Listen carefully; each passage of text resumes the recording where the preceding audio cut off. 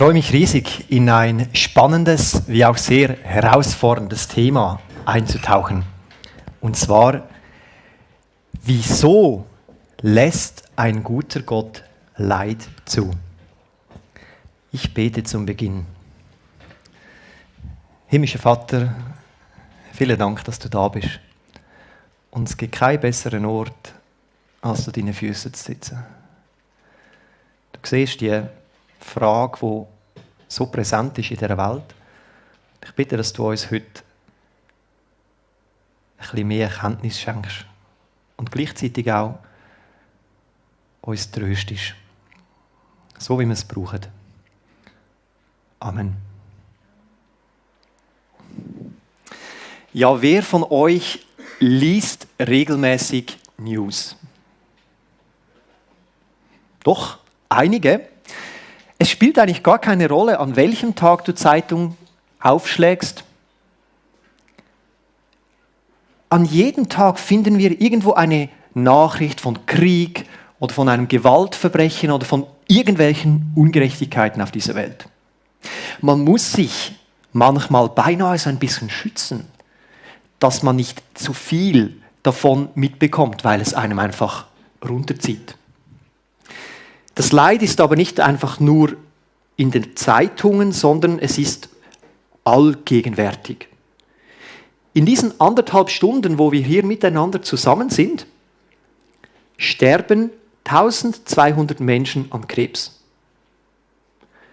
1500 sterben den grausamen Hungertod. Und über 150.000 Menschen erfahren in dieser Zeit, dass einer ihrer Lieben gestorben ist. Es ist um uns und gleichzeitig sind wir mittendrin und selber betroffen. Vielleicht leidest du oder einer deiner Lieben an einer Krankheit und du erlebst regelmäßig Schmerz. Vielleicht wurde aber auch dir in deiner Vergangenheit irgendwo eine Verletzung von jemandem zugefügt und obwohl das schon so lange her ist, spürst du auch heute noch innerlich diesen Schmerz. Vielleicht hast du selber einen geliebten Menschen verloren und es umgibt dich immer wieder ein Gefühl von Trauer.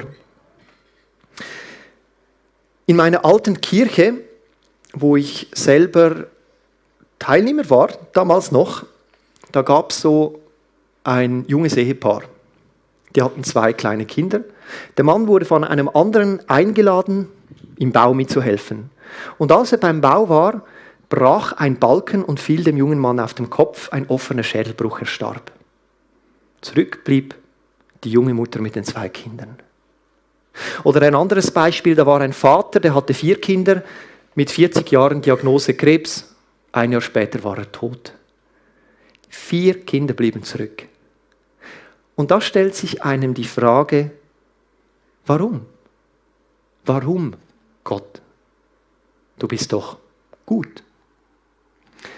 Ich persönlich wurde vom Leiden auch nicht verschont. Ein bisschen mehr als 3 Jahren haben meine Frau und ich den wunderbaren Bescheid bekommen, dass wir Eltern werden. Und nach vielen Jahren Warten war dieser Befund irgendwie so noch viel größer für uns. Und so haben wir uns riesig gefreut, haben alles vorbereitet. Das Kind wuchs, gedeih, es war gesund und wir freuten uns mega fest auf die Geburt. Und lief auch gut, alles gut. Plötzlich hieß es Komplikationen, wir müssen einen Kaiserschnitt machen. Ich innerlich, nach 24 Stunden, habe ich mich irgendwie gefreut, weil ich habe gedacht, so jetzt geht es nicht mehr lange. In einer halben Stunde kann ich dann meinen neugeborenen Sohn in den Armen halten. So ging ich in den Ops hinein, habe mich umgezogen, so richtig voller Vorfreude, mir überlegt, wie soll ich ihn dann halten, dass er gleich so spürt und warm bekommt von mir. Und da ging ich hinein und ich sah diese Vitrine und dort war der Sohn drin und ich weiß noch, das war so ein Gefühl der unglaublichen, durchströmenden Freude. Und so ging ich auf die Vitrine zu und in dem Moment packten mich so 2 Männer von hinten an der Schulter. Der Oberarzt stand vor mich hin und sagte, ihr Sohn ist tot. Und das war wie so ein Riss, der quer durch mein Herz ging. Meine Frau, die war in Lebensgefahr, die konnte dann knapp gerettet werden, war im Aufwachraum und ich musste ihr dann das tote Kind bringen. Ihre erste Frage war, was ist mit unserem Sohn? Und ich brachte ihn und sagte, er ist tot. Und ich habe auch bei ihr gesehen, wie so ein Riss quer durchs Herz hindurchging. Und die Frage war präsent, warum Gott?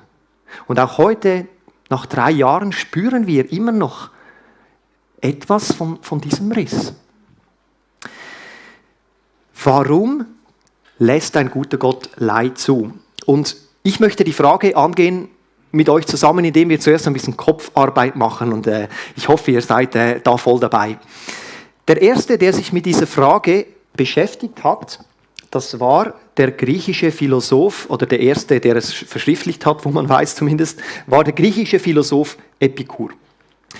Epikur hat die Frage nach dem Leid mit folgender Aussage, die in den Mund gelegt wird, kommentiert.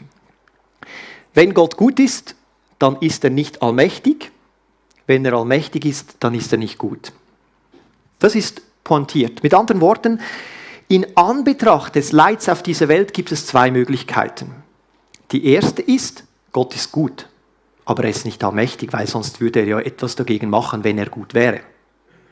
Und das andere ist, Gott ist zwar allmächtig, er könnte etwas machen gegen, das ist ein ziemlich schlüssiges Argument.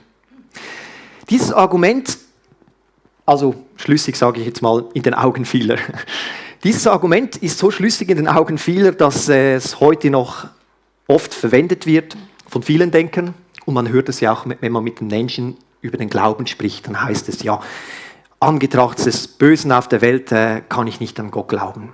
Das habt ihr vielleicht auch schon gehört.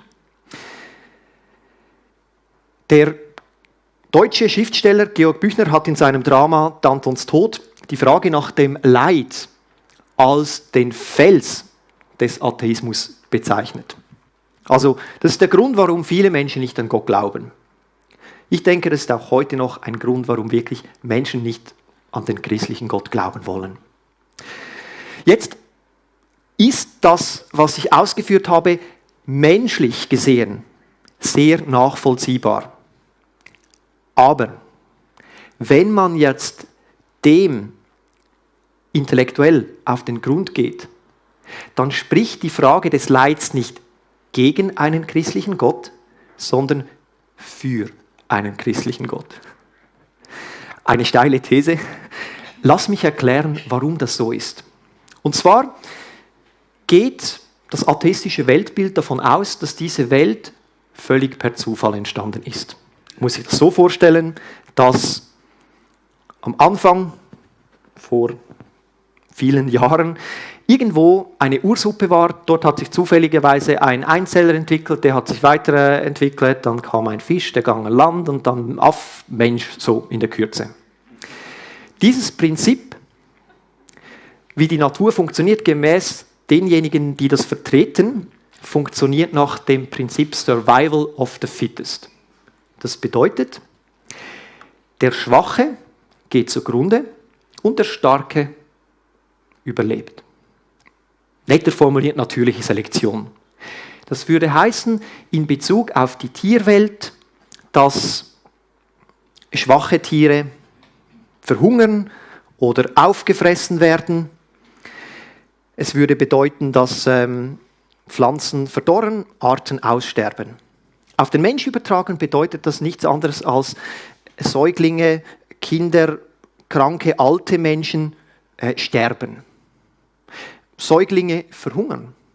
Das ist völlig natürlich. Es ist sogar notwendig, damit der Fitteste survivalen kann, damit sich der Stärkere durchsetzen kann. Natürliche Selektion halt, oder? Der bekannte atheistische Philosoph Friedrich Nietzsche hat das durchdenkt und er kam zu folgendem Schluss. Ist auch ein philosophischer Vorreiter des Nationalsozialismus. Wenn es keinen Gott und kein höheres göttliches Gesetz gibt, dann ist Gewalt etwas völlig Natürliches. Gewalt ist in die Natur hineingelegt, damit sich die Arten, die Menschheit weiterentwickelt. Das Leid ist natürlich und es ist notwendig. Jetzt ist es ganz, ganz spannend, wenn man das jetzt ein bisschen durchdenkt. Weil gemäß diesem Denken dürfte sich die Warum-Frage, ja, aber warum, gar nicht stellen. Weil es ist ja klar, es ist natürlich. Also warum? Es ist natürlich, notwendig. Und trotzdem stellt sich die Warum-Frage nach jedem kleinen Leid. Warum? Warum er? Warum ich? Es scheint geradezu, als hätten wir Menschen ein Sensorium dafür, dass irgendetwas nicht gerecht ist. Ein Sensorium für Gerechtigkeit, in dem wir fragen, aber warum? Von wo haben wir dieses Sensorium? Also von der Natur können wir es nicht haben. Aber von wo dann? C.S. Lewis ist ebenfalls ein bekannter christlicher Denker und er war überzeugter Atheist und gerade die Frage des Leids war für ihn ein starkes Argument, dass es keinen Gott gibt. Dann hat er sich vertieft mit der Frage des Leids auseinandergesetzt und er kommt zu folgendem Schluss. Er schreibt, mein Argument gegen die Existenz Gottes lautete, die Welt sei grausam und ungerecht. Woher aber hatte ich meine Vorstellung von gerecht und ungerecht? C.S. Lewis änderte seine Meinung und er sagte, ich kann diesen Sinn nach Gerechtigkeit ja nicht von der Natur haben, sondern jemand muss es in den Menschen hineingelegt haben. Und zwar ein gerechter Gott. Oder wie es die Bibel in Römer 2 sagt, Gott hat dem Menschen sein Gesetz ins Herz hineingelegt. Kurz, die Frage des Leids spricht nicht gegen den christlichen Gott, sondern vielmehr für den christlichen Gott. Jetzt die Frage, aber wie kann jetzt Gott das zulassen? Möchten wir ein bisschen auf... das ist schwer.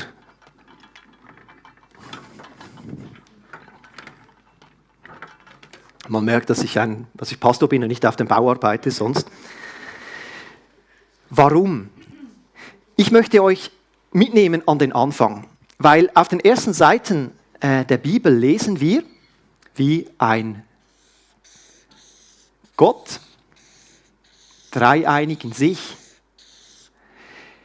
Menschen erschafft und sie auf eine wunderbare Welt stellt.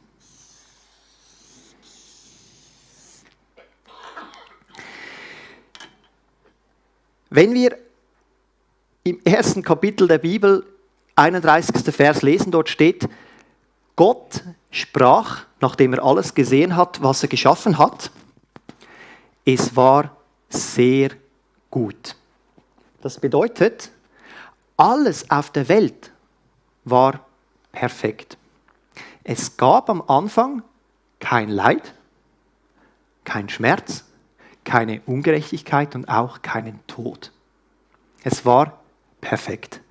Jetzt die Frage, aber warum gibt es denn so viel Leid, wenn es ja perfekt ist, oder? Wir müssen das so durchdenken. Ich habe kürzlich, oder nicht so kürzlich, so vor einem Weilchen,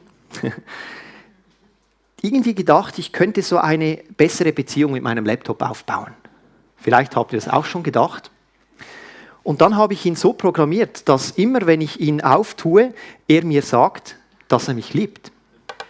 Und ihr könnt euch vorstellen, jeden Tag, als ich den geöffnet habe, dann hat er gesagt, ich liebe dich. Und das hat mich emotional es hat mich überhaupt nicht berührt. Weil ich habe es ja eingegeben. Es ist Roboterliebe, oder? Und das Gleiche ist zwischen Gott und uns Menschen. Gott hätte den Mensch schaffen können und immer auf Knopfdruck hätte er gesagt, ich liebe dich. Aber es wäre keine echte Liebe, es wäre Roboterliebe.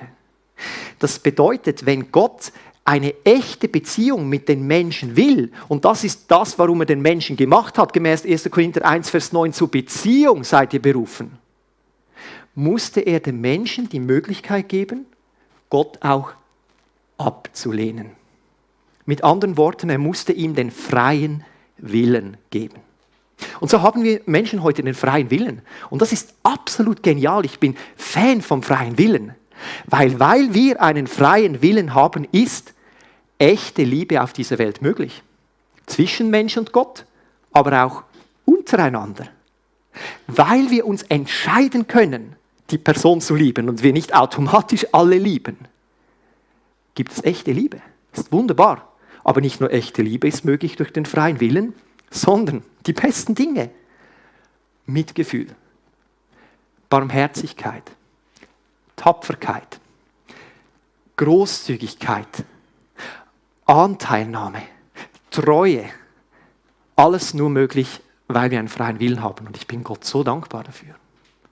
Aber der Preis des freien Willens ist, dass sich der Mensch auch gegen Gott wenden kann und sich für das Böse entscheiden kann. Gott ist Gott. Das bedeutet, er ist seit Anbeginn dieser Schöpfung König. Und er hat die Menschen auf die Welt gestellt. Er ist Gott, wir sind Mensch, er ist Regent und wir sind ihm untergeben. Aber jetzt ist hier die Liebe, das heißt, der Mensch hat jetzt die Möglichkeit, sich gegen Gott zu wenden. Wir haben also die Möglichkeit, wir stellen uns unter die Regentschaft Gottes und die Welt bleibt gut. Oder aber wir lehnen Gott ab und tragen die Konsequenzen. Ich meine, wer würde sich gegen einen guten Regenten entscheiden, wo die Welt sehr gut ist? Aber der Mensch hat es gemacht. Weil er wollte nicht einen Gott über sich haben, sondern er wollte selber Gott sein. Und aus diesem Grund ist es zwischen Gott und Menschen zu einem Bruch gekommen, zu einer Trennung. Es ist eigentlich ganz einfach. Wenn zwei Beziehungspartner sich lieben, haben sie eine Beziehung. Wenn der eine sagt, nein, ich will nicht mehr, dann kann der andere, egal was er tut, anklopfen. Die Beziehung ist gebrochen, weil der eine sagt, nein. Und so ist die Beziehung zwischen Gott und Mensch zerbrochen. Der Mensch hat sich damit selber die Krone aufgesetzt und hat gesagt, ich bin jetzt Gott. Und weil wir einen freien Willen haben, hat Gott dem Menschen diese Autonomie überlassen.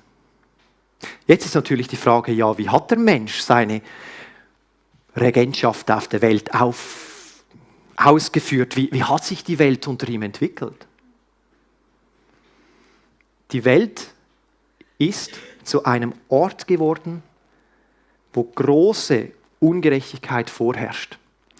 Und das ist aufgrund, wie schon gesagt, dieses Ich möchte wie Gott sein, dieses Egoismus im Mensch selber drin. Jetzt muss man sich vorstellen, der Egoismus hat die Beziehung mit Gott zerstört. Der Egoismus zerstört aber nicht nur die Beziehung mit Gott, sondern untereinander. Das sind Ehepartner, die sich die Treue versprochen haben. Und ein paar Jahre später gehen sie getrennte Wege und gehen gegeneinander vor Gericht vor. Das sind Familien, ich kenne Geschwister, die reden nicht mehr miteinander seit Jahren. Oder mit dem Vater oder mit der Mutter. Es gibt also auch einen Bruch untereinander. Es werden Keile zwischen die Menschen getrieben, wegen unseres Egoismus. Doch nicht nur gegenüber den Menschen, sondern auch gegenüber der Schöpfung.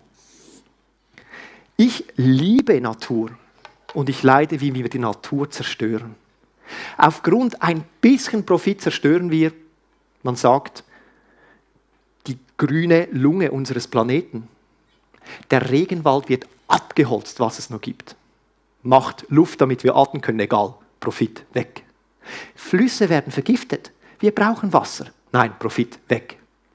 Wir leben auf einem Planeten, der eine ziemlich kurze Halbwertszeit hat und er wird tot sein, wegen unseres Egoismus. Doch nicht nur den Planeten, sondern wir haben auch ein gestörtes Verhältnis zu uns selbst. Unser Ego ist so groß, dass es nie gesättigt wird. Wir sind darum immer so ein bisschen verletzlich. Andauernd sind wir auf der Suche nach Bestätigung, damit jemand wieder ein bisschen unser Ego streichelt. Aber egal wie viel Bestätigung, es ist nie genug. Und darum ist die Welt, obwohl wir hier in der Schweiz in einer relativ großen Wohlfühlblase sind, ein dunkler Ort. Und wir erleben das selber in uns drin, in unserem Nächsten, in unserer eigenen Familie. Jetzt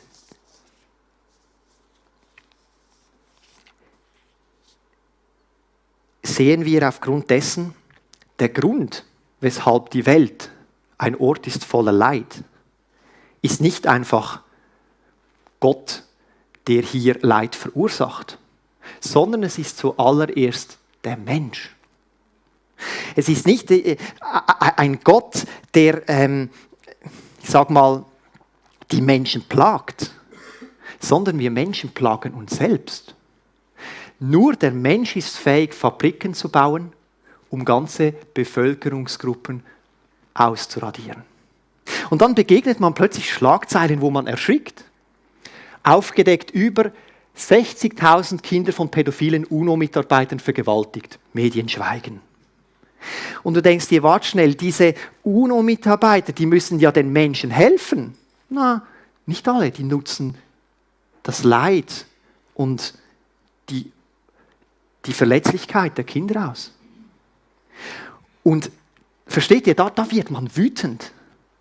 Da wird man wütend. Jetzt, warum kann ein guter Gott Leid zulassen? Ich glaube, das ist berechtigt. Aber viel berechtigter ist die Frage, warum können wir Menschen so viel Leid zulassen? Und Gott wird uns diese Frage stellen: Warum hast du so viel Leid zugelassen? Aber das Thema ist, warum lässt Gott das zu? Und ich habe schon gesagt, Gott hat die Welt dem Menschen als Regenten ein Stück weit übergeben. Und die schlimmsten Dinge passieren aufgrund von Menschen. Aber Gott greift auf diese Welt immer noch aktiv ein. Er ist auch heute noch am Beschützen. Wir sagen immer wieder, Leute, ich hatte da einen Schutzengel. Er ist auch heute noch am Heilen und am Ganzmachen und am Vergeben. Er wirkt noch. Aber warum verhindert Gott nicht alles Leid? Warum passiert es trotzdem noch? Und ich habe so ein Comic hier, das das vielleicht ein bisschen ausdrückt. Wir Menschen erleben alle früher oder später Leid. Aber ich glaube, es ist ganz viel Leid, das Gott hier schon aktiv verhindert, weil er immer noch am Wirken ist auf dieser Erde. Aber warum nicht alles Leid verhindert wird, kann ich euch letzten Endes nicht zufriedenstellend beantworten. Ich kann euch aber zum Schluss meiner Predigt 3 hoffnungsvolle Perspektiven anhand von Gottes Wort mitgeben. Die erste ist: Gott schafft Gerechtigkeit. Wir lesen in den Psalmen 103, 6: Der Herr schafft Gerechtigkeit allen, die Unrecht leiden. Alle, und wirklich alle, wir, alle Kinder, alle Opfer, werden eines Tages Gerechtigkeit erfahren. Das heißt, alle Übeltäter, angefangen bei diesen UNO-Mitarbeitern, Kinderschändern, Warlords, korrupten Politikern, Gewaltverbrechern, ausbeuterischen Firmenbossen, alles, die werden eines Tages vor dem Richterstuhl Gottes erscheinen müssen und Gott wird Gerechtigkeit schaffen. Und das bedeutet, dass alle Schreie von missbrauchten und ausgebeuteten Kindern nicht im Nichts verstummen werden. Stellt euch eine Welt vor, wo alle Schreie der Kinder im Nichts verstummen. Grausam. Im Christentum heißt es nein. Gott hört sie und er wird Gerechtigkeit schaffen und er wird die Übeltäter bestrafen. Und das ist eine tröstliche Botschaft. Gleichzeitig ist sie auch unheimlich, weil wenn Gott alle Übeltäter bestraft, bestraft er nicht nur die anderen, sondern er bestraft auch uns, mich. Denn wenn wir ehrlich sind, wir alle haben schon auf dieser Welt Leid verursacht. Wir alle haben schon andere ausgegrenzt. Vielleicht im Kleinen, vielleicht in der Schule. Wir alle haben schon Menschen verletzt mit Worten oder mit Taten. Ich erlebe bei mir selber, wie ich immer wieder einfach mal so ein bisschen ignoriere und vielleicht nicht zurückschreibe. Vielleicht kennt ihr das auch. Wir ignorieren eine Person, die jetzt Hilfe bräuchte und machen damit das Leid der Person sogar noch größer. Versteht ihr, manchmal, wir alle haben dazu beigetragen. Und die Bibel ist in diesem Punkt ganz transparent und sagt in Römer 3, Vers 10, da ist keiner, der gerecht ist. Auch nicht einer. Das bedeutet, Gott wird nicht nur die anderen richten und bestrafen, sondern auch uns. Ja, wir alle sind Opfer von Leid, von Dingen, die uns Menschen zugeführt haben, aber wir sind gleichzeitig Täter. Wir sind beides und wechseln zwischen diesen Rollen fröhlich hin und her. Vielleicht denkst du jetzt aber, was ist darin eine tröstliche Perspektive? Gott wird dich bestrafen. Es gibt eine gute Nachricht. Und zwar, obwohl wir Gott abgelehnt haben, obwohl wir einander verletzen und vernichten, obwohl wir die Welt, die Gott gemacht hat, vernichten, obwohl wir uns selber immer wieder ablehnen, ist Gott nicht einfach teilnahmslos im Himmel, sondern Gott liebt uns immer noch mit einer Liebe, die wir uns nicht ausmalen können, obwohl wir so sind, wie wir sind. Warum? Gottes Liebe, so heißt es in Jeremia 31, ist eine ewige Liebe. Und deshalb gibt sie nicht auf und lässt uns nicht los. Und weil Gott vor Leidenschaft in seiner Liebe für uns Menschen entbrannt ist, macht er etwas völlig Verrücktes. Und zwar, er kommt auf die andere Seite. Er kommt zu uns in Jesus Christus, was vor 2000 Jahren geschehen ist. Was hat Jesus Christus auf dieser Welt gemacht? Obwohl die Menschen ihn schon als Kind ablehnten und umbringen wollten, dann später, als er das erste Mal gepredigt hat, wollten sie ihn sofort den Hügel herunterwerfen. Immer wieder hat er die Menschen geliebt. Sogar die ihn abgelehnt haben. Und am Ende seines Lebens hängt Jesus Christus an einem Kreuz, wo er die entsetzlichsten und schlimmsten Qualen an seinem eigenen Leben, am eigenen Leib erträgt. Was macht Jesus da? Ich meine, wir lesen in der Bibel, dass Jesus das perfekte Leben vom Anbeginn bis zum Schluss gelebt hat. Warum hängt er an einem Kreuz, wo man Schwerverbrecher hinhängt? Warum? Was haben sie Jesus vorgeworfen? Warum wurde Jesus gekreuzigt? Sie haben gesagt, dieser hat sich angemaßt, Gott zu sein. Spürt ihr etwas? Der Mensch hat sich angemaßt, Gott zu sein. Jesus lebt das perfekte Leben und stirbt am Kreuz, weil er sich angemaßt hätte, Gott zu sein. Die Menschen haben etwas übersehen. Er war Gott. Mit anderen Worten kann man so schön sagen, an diesem Kreuz, ja, macht nichts, ich nehme das ein bisschen drüber.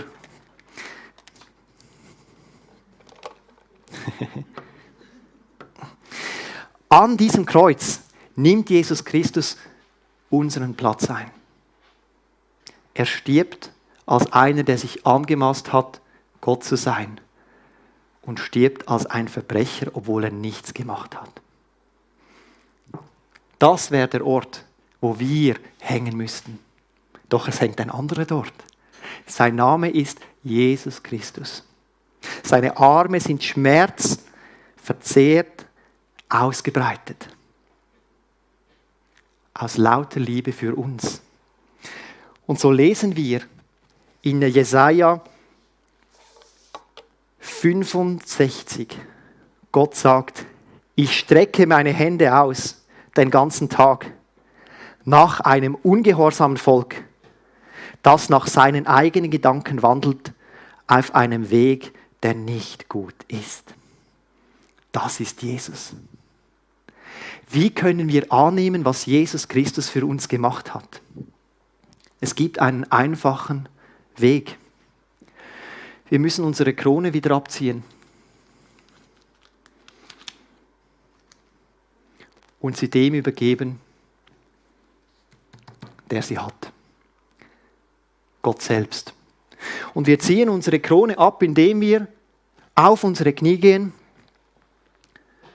vor Gott kommen und sagen, Herr, es tut mir leid, dass ich selber angemaßt habe, Gott zu sein. Dass ich selber alle Entscheidungen getroffen habe, dass ich meinen Willen durchsetzen wollte. Es tut mir leid, vergib mir. Von jetzt an bist du wieder König von meinem Leben. Und das ist das Bekenntnis der ersten Christen. Kyrios Jesus. Kyrios bedeutet Kaiser. Jesus ist Kaiser. Das bedeutet es, ein Christ zu sein. Nicht mein Wille, sondern dein Wille geschehe. Das können wir in einem einfachen Gebet machen. Jetzt, der nächste tröstliche Horizont ist, Gott leidet mit uns. Ich finde es faszinierend. Stellt euch das einmal einfach vor. Im Zentrum der christlichen Religion ist ein sterbender Gott. Wir haben schon Muslime gesagt, was ist das für ein schwacher Gott, der leidet und stirbt. Das ist ja völlig absurd, eigentlich, wenn man sich überlegt. Und wir hängen uns noch dem Hals und stellen es auf die Kirche. Im Zentrum der christlichen Religion ist ein leidender Gott. Gott leidet nicht nur für uns, für unseren Egoismus, sondern er leidet auch mit uns. Gott ist nicht teilnahmungslos im Himmel und ist ein bisschen mitleidig, sondern er wird selber Opfer des Leids. Jesus Christus durchleidet am Kreuz Ablehnung, Ausgrenzung, Verletzungen, böse Worte, Verletzungen, seelisch, geistlich, körperlich. Jesus geht wortwörtlich durch die Hölle. Alles, was wir an Leid auf dieser Welt erleben, hat Jesus Christus selbst erlebt. Und er leidet mit unserem Leid deshalb zutiefst mit. Man kann deshalb sagen, alles Leid ist geteiltes Leid, weil Jesus Christus selbst mitträgt. Und ich finde das eine wunderbare, hoffnungsvolle Perspektive. Und die letzte Perspektive, nachdem wir gesehen haben, Gott schenkt Gerechtigkeit, Gott leidet mit, ist, Gott schenkt wahre Hoffnung. Diese Welt mit allem Leid und mit aller Ungerechtigkeit ist nur vorübergehend. Weil Gott redet in seinem Wort von einem neuen Himmel und von einer neuen Erde, die er selbst errichten wird. Und wir lesen in Offenbarung 21, ich sah einen neuen Himmel und eine neue Erde. Gott wird abwischen alle Tränen. Der Tod wird nicht mehr sein. Noch Leid, noch Geschrei, noch Schmerz wird mehr sein. Wir dürfen wissen, wenn diese Erdenzeit vorbei ist, beginnt etwas, das unsere Vorstellungen, auch in unseren kühnsten Vorstellungen einfach sprengt. Römer 8, Vers 18 sagt, dass alle Leiden in dieser Welt nicht mehr ins Gewicht fallen gegenüber der alles übertreffenden Herrlichkeit des Himmels, der Gott aufrichten wird. Wenn wir jetzt schon unsere Kronen ablegen, Kinder Gottes werden, dürfen wir wissen, wir werden die Ewigkeit an der Seite des Vaters verbringen. Wie kann jetzt uns das helfen? Wie gesagt, ich persönlich habe selber Leid erlebt. Wir waren da, meine Frau und ich, hatten noch das Privileg, den Körper unseres Sohnes noch ein paar Tage bei uns zu haben im Spital, konnten Abschied nehmen. Und dann kam der Moment, wo wir unseren Sohn einsargen mussten. Du musst dir vorstellen, das ist ein kleiner Sarg und du nimmst deinen Sohn und du legst ihn hinein und dann kommt der Deckel drauf. In dem Moment weißt du, du wirst seinen wunderschönen Körper und sein wunderbares Gesicht auf Erden nicht mehr sehen. In echt. Und ich muss ehrlich gesagt sagen, das war für mich der schlimmste Moment, als der Deckel drauf kam. Ich musste immer noch schauen, jetzt kommt der Deckel drauf. Aber in dem Moment wurde mir bewusst, wart schnell. Ich gebe nicht ab, sondern ich übergebe ihn. Ich übergebe ihn in die Hände eines Vaters, der viel besser ist und viel liebevoller, als ich es jemals in dieser Welt als Vater sein kann. Unser Sohn Louis ist jetzt beim wahren Vater. Nicht-Christen sagen wie immer, ihr Christen, ihr vertröstet die Menschen auf den Himmel, weil ihr die Frage nicht klären könnt. Das ist keine Vertröstung, das schenkt jetzt Trost. Als ich mit meiner Frau am Grab war, hier haben wir den kleinen Sarg und wir standen am Grab, versteht ihr, dann kann man Materialist sein und sagen, das ist es gewesen. Aber das ist es nicht gewesen. Das ist der Anfang eines noch viel größeren Lebens, das er bereits schauen darf, was wir noch nicht schauen dürfen. Jesus sagt, lasset die Kinder zu mir kommen. Das bedeutet, das Wissen, dass unser Sohn jetzt im Himmel ist, hilft uns jetzt. Es ist keine Vertröstung, es ist ein jetzt realer Trost, der mich bis heute wunderbar durchträgt. Und das ist Jesus Christus, der uns das ermöglicht hat, in allem Leid und in allen Schwierigkeiten. Ich bete zum Schluss. Himmlischer Vater, ich danke dir vielmals, dass du uns nicht alleine lässt in unserem Leid. Wenn unsere Welt, Herr, natürliche Selektion ist, dann möchte ich lieber nicht hier leben, weil dann gibt es gar keine Hoffnung. Aber du bist die Hoffnung. Und du hältst jetzt deine Hände aus, voller Liebe für uns. Du siehst unsere rebellischen Herzen, wie wir gegen dich, gegeneinander, gegen uns selbst, gegen die Welt gesündigt haben. Und trotzdem, Herr, ist deine Hand ausgestreckt, voller Liebe. Ich danke dir dafür, Herr. Amen. Wir möchten ganz bewusst jetzt die Möglichkeit geben, dass du auf das, was Jesus gemacht hast, reagieren kannst.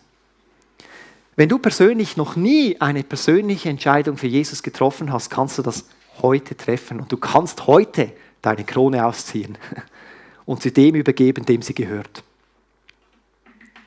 Wenn du in deinem Leben merkst, du hast zwar eine Entscheidung für Jesus getroffen, aber da hat sich wieder so viel eigenes Regententum in dein Leben eingeschlichen, kannst du einmal mehr heute deine Krone ausziehen und sagen, ich mache Jesus wieder zum Herrn. Wir haben hier nach dem Gottesdienst eine Lounge, wo ganz viele nette Leute sind, die gerne für dich beten und mit dir diesen Schritt machen. Wenn du aber merkst in deinem Leben, da sind Verletzungen, die so unglaublich schmerzen, du brauchst einfach jemand, der dich wieder einmal richtig in den Arm nimmt, der für dich betet, der dich segnet, bist du herzlich eingeladen, auch vorbeizukommen. Wenn du einen Segen brauchst oder irgendein Problem hast, du darfst mit Leuten rechnen, die für dich beten. Und ich möchte dich wirklich ermutigen, mutig zu sein. Jesus ruft unaufhörlich in dein Herz. Komm her zu mir, alle, die ihr mühselig und beladen seid. Ich will euch erquicken. Wir möchten ein Lied gemeinsam singen.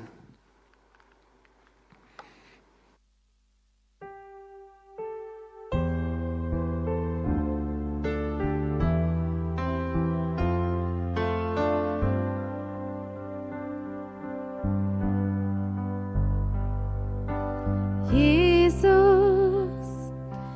dir kann ich so kommen, wie ich bin. Du hast gesagt, dass jeder kommen darf. Ich muss dir nicht erst beweisen, dass ich besser werden kann. Was mich besser macht vor dir, das hast du längst am Kreuz getan. Und weil du mein Zögern siehst, gibst du mir deine Hände hin. Und ich kann so zu dir kommen, wie ich bin. Jesus, bei dir darf ich mich geben, wie ich bin. Ich muss nicht mehr als ehrlich sein vor dir. Ich muss nichts vor dir verbergen, der mich schon so lange kennt. Du siehst, was mich zu dir zieht und nach was mich von dir noch trennt. Und so leg ich Licht und Schatten meines Lebens vor dich hin, denn bei dir darf ich mich geben, wie ich bin.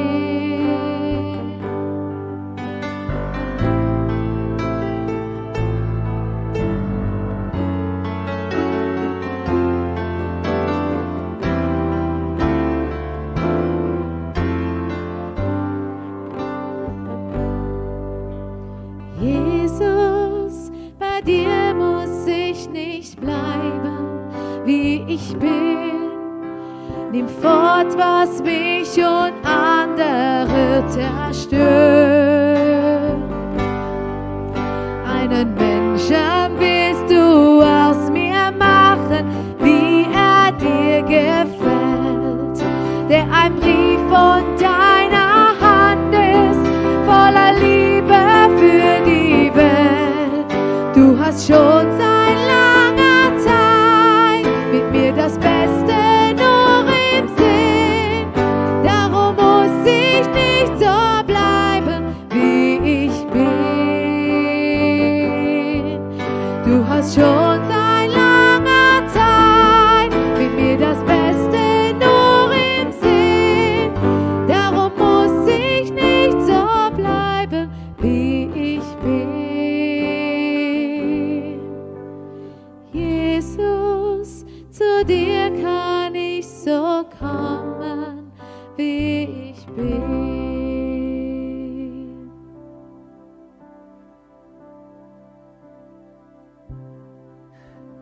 Ja, ich möchte noch ein Gebet sprechen und ich fände es mega schön, wenn wir alle könnten unsere Augen schließen.